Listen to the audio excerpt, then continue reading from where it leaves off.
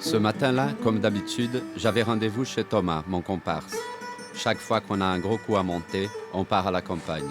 Jamais au même endroit et toujours dans des maisons bourgeoises, tant qu'à faire. J'étais en retard et pour cause.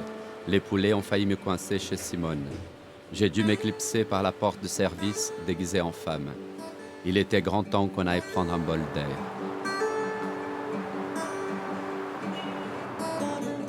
Nous formons avec Thomas un sacré duo. Lui, c'est le cerveau, moi, le pragmatique. Il a un rêve et je lui permets de le réaliser. S'il pouvait tomber enceinte, je serais sa sage femme.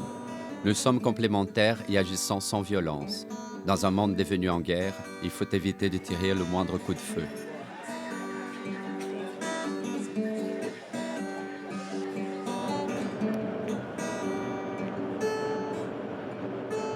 Thomas trouve les lieux et l'itinéraire.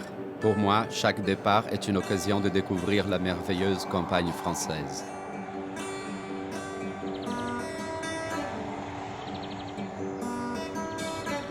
Cette fois encore, on nous a prêté une maison loin de tout soupçon. Ça ne sert à rien d'aller s'enfermer dans un cabanon en plein milieu d'une forêt. Les meilleures planques ont des façades transparentes.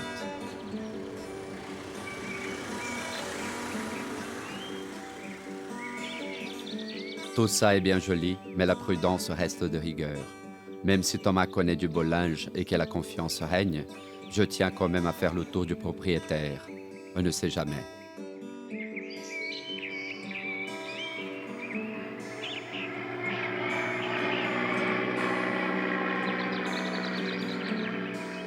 C'est un bimoteur avec 2 passagers à bord, des civils. Il doit avoir un aérodrome dans le coin. À vérifier.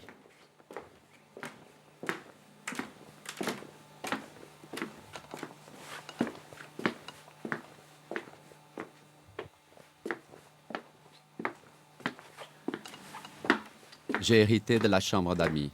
Ça sent un peu la naphtaline, mais on ne va pas se plaindre. J'irai faire de la musique dans le jardin. Thomas a une drôle de façon de préparer un casse. Il s'inspire toujours des grands faits du banditisme et les adapte. C'est avec du vieux qu'on fait du neuf, qu'il dit. J'évite de le contredire. Je prends les précautions nécessaires en achetant une grosse réserve d'aspirine.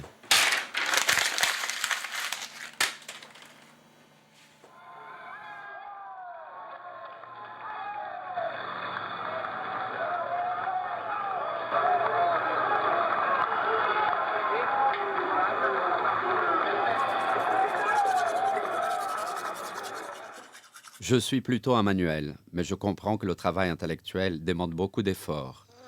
Dès que Thomas va se coucher, je profite pour prendre des notes, ce qui fatigue beaucoup mes méninges. L'alcool aidant, je finis par devenir complètement paranoïaque.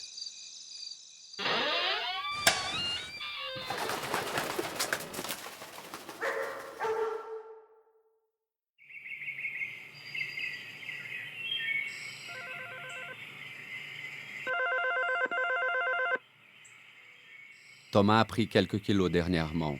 Ça le déprime et l'empêche de plus en plus de se concentrer sur notre boulot.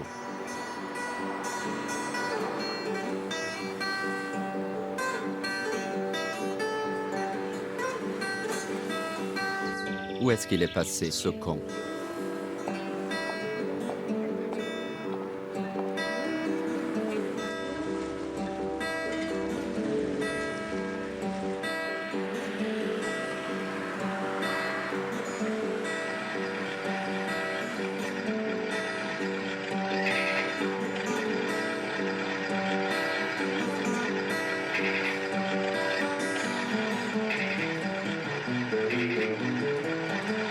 Oh merde, il ne manquait plus que ça.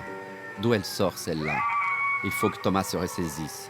Quand c'est pas la bouffe, ce sont les filles. Au Brésil, on dit que ce qui ne tue pas fait grossir. Thomas trouve ça idiot, surtout venant de moi, qui mange comme un ogre et qui reste maigre comme un clou.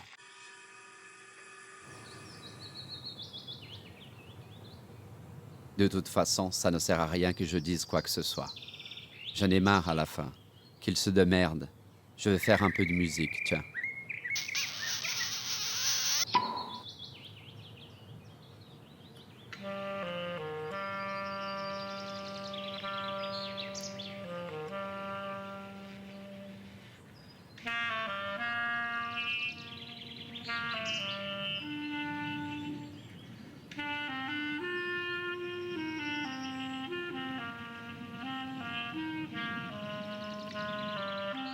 Comment on peut rester des heures à regarder des mecs pédaler?